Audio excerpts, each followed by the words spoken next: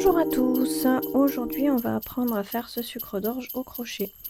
Alors les fêtes de Noël arrivent, donc voilà, ça m'a donné envie de faire une petite déco pour Noël en forme de sucre d'orge. Voilà, donc on va apprendre à faire ça aujourd'hui. Donc il fait en tout 20 cm. Voilà, donc on va apprendre à faire ça aujourd'hui. Alors pour faire donc notre canon de sucre au crochet, on aura besoin donc de laine. Donc moi je suis restée dans le classique sur le rouge et blanc, mais après vous pouvez prendre la couleur que vous voulez. Donc moi j'ai pris la Baby Valley, elle est très douce, très sympathique et très bien pour crocheter. Donc j'ai pris une rouge, une blanche, mais avec une pelote, vous pouvez en faire mais plusieurs vraiment.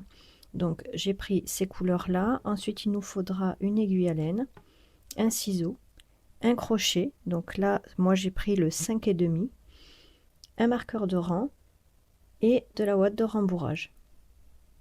Voilà, on va pouvoir commencer. Pour commencer le sucre d'orge, on va prendre la couleur blanche et on va commencer le rang numéro 1 par faire un cercle magique. Et dans ce cercle magique, on va faire 6 mailles serrées.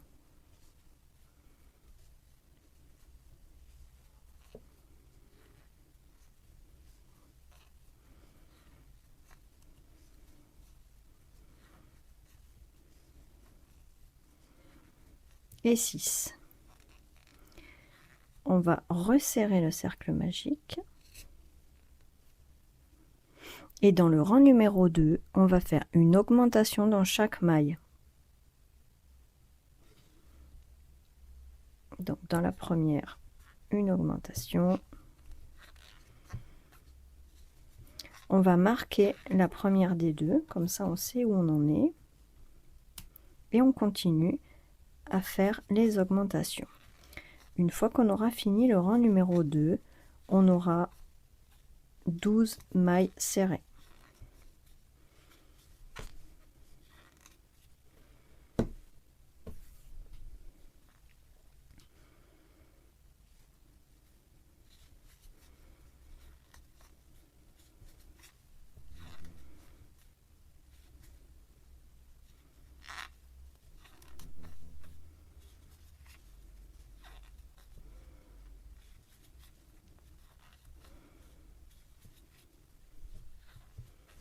Voilà, donc là le rang numéro 2 est terminé, on a 12 mailles serrées.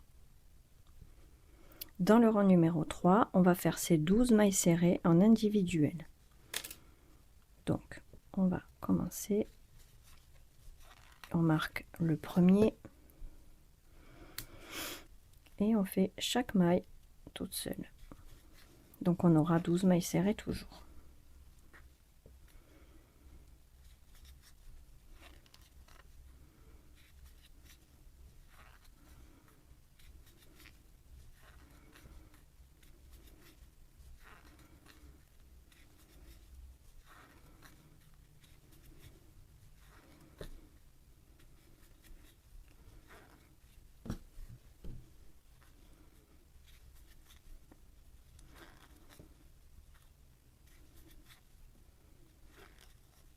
Et là maintenant, on va changer de couleur. Donc pour changer de couleur, tout simplement, à partir d'ici, j'enlève mon crochet, je retire et je garde ici mes 2 mailles. Je vais les mettre sur mon crochet, comme ceci. Et je vais venir récupérer ma couleur rouge tout de suite. Donc je prends mon fil rouge et je viens ici fermer directement avec mon fil rouge. Et ensuite je vais commencer le prochain rang en faisant donc là le prochain rang, donc ce sera le rang numéro 4. On va faire les 12 mailles serrées en rouge. Donc on va garder le fil blanc, on va pas le couper, on va le garder et on va le laisser derrière. On va le cacher en fait au fur et à mesure qu'on va avancer. On va le cacher derrière. D'accord? Donc on prend tout ça, on va enlever notre petit marqueur. Ici, on a bien notre fil rouge. Et ces deux fils qui nous restent ici, on va les cacher derrière. Donc tout simplement, en fait, on va passer notre crochet dans la première maille. On va tout laisser là, comme ça. Et on va venir récupérer notre fil rouge. Comme ça va se cacher derrière. D'accord? Et là, on fait notre première maille. Alors, le fait d'avoir fait cette technique, c'est pour éviter les démarquements qui sont pas forcément jolis, que ça fait des... Enfin, ça fait pas droit. C'est pas joli. Donc là, on fait nos 12 mailles serrées.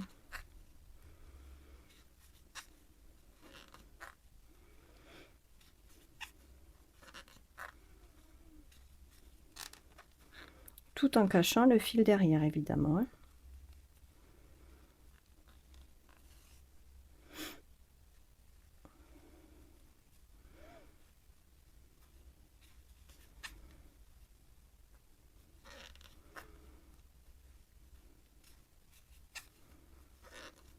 Voilà, celui-là, on va pouvoir le couper pour plus qu'il nous gêne.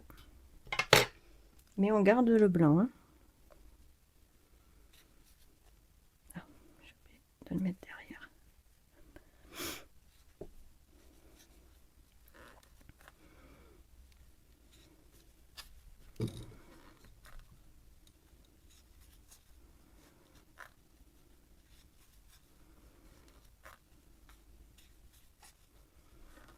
Voilà, donc là, le rang 5 et 6, de la même manière, on va faire les 12 mailles serrées en individuel. Et on se retrouve à la fin du rang numéro 6. Voilà, donc là, je suis à la fin du tour numéro 6. Donc, j'ai pas terminé exprès la dernière maille serrée, puisque là, on va changer la couleur, on va reprendre le blanc. Donc là, je reprends mon blanc. Alors, je mets mon rouge derrière et je reprends le blanc. Parce que le blanc, le rouge, on va le cacher à nouveau derrière. Donc là, je reprends le blanc et je vais finir la dernière des mailles serrées avec le blanc. Et là, je recommence tout simplement mon rang en faisant mes 12 mailles serrées en individuel. Voilà, donc là, on va faire donc le rang 7 jusqu'à 9 en blanc, le rang 10 jusqu'à 12 en rouge, 13 à 15 en blanc, 16 à 18 pardon, en rouge, 19 à 21 en blanc, 22 à 24 en rouge, 25 à 27 en blanc, le 28 et le 29 en rouge, et on se rejoint à la fin du 29e rang. Voilà, donc là j'ai terminé le rang numéro 29. Donc on va faire le rang numéro 30. Donc pour le rang numéro 30, on retire le marqueur et on va faire 6 diminutions. Donc pour les diminutions, on prend une maille, deux mailles qu'on termine ensemble. Voilà. Et ça, on va faire donc tout le rang, 6 diminutions.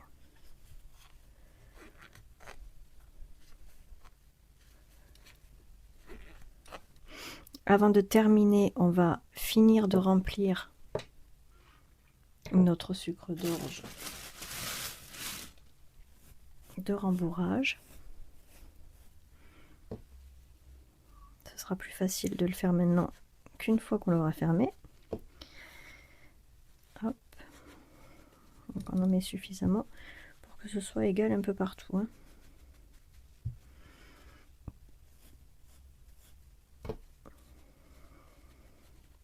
Voilà. Et donc on continue notre rang de diminution.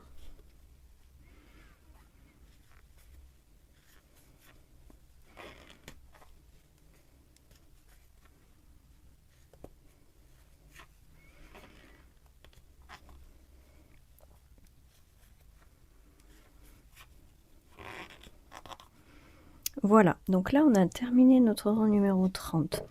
Donc on va retirer le marqueur et ici on va finir avec une maille coulée. Donc on pique dans la première maille et on fait une maille coulée. On va couper le fil et on va tirer. Voilà, donc là on a encore une ouverture au niveau de notre sucre d'orge. Donc on va venir prendre une aiguille à laine. On va passer le fil à l'intérieur. Et là on va passer le fil dans chacune des mailles. Et vous allez voir, ça va se resserrer automatiquement. Comme ça. Et là on a quasiment plus du tout d'ouverture. Voilà, donc là on va maintenant faire un nœud.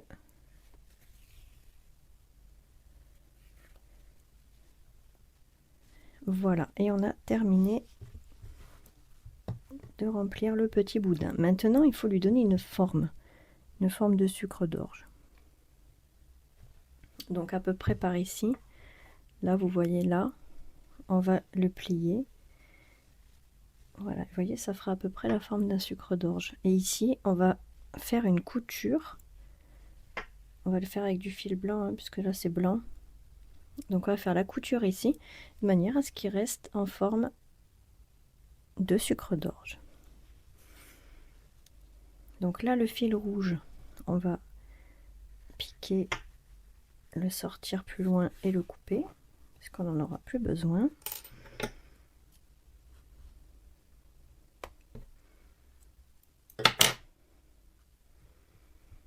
Voilà. Voilà. Et maintenant, donc, on va venir faire cette couture ici, de manière à garder la forme du sucre d'orge. Et on se retrouve.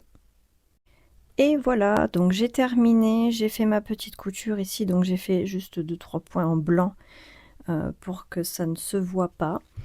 Et voilà ce qu'on obtient. Donc on a notre petite canne en sucre de Noël.